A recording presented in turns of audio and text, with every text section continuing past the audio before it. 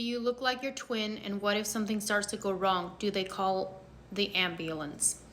First question, I do not look like my twin. None of the twins in my family are identical. So what that means is there were always two eggs. Someone else asked the question how old my mom was when she had her last kiddo. She was 44. So if you want to have kids in your 40s, it's possible.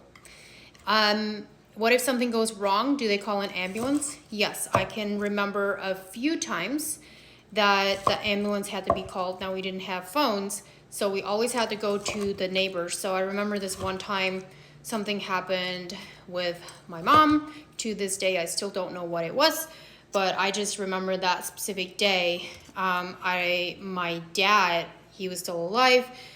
He ran to the neighbors to call an ambulance, and she had to go to the hospital.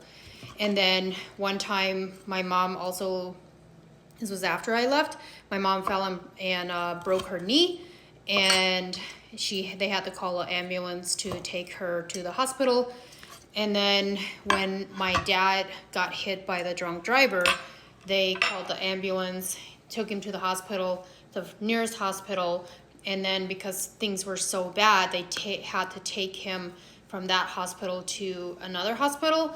And normally they would life flight someone because he was in critical condition. But that was the one thing that they didn't allow them to do, is they didn't allow the life flight. I'm not sure why that is. And I also am not 100% sure if my Amish community where I'm from, if anybody has ever allowed a life flight. I just remember when I was there, it wasn't allowed. So in very severe cases, yes, they do call the ambulance. They just gotta go to the neighbor to use the phone.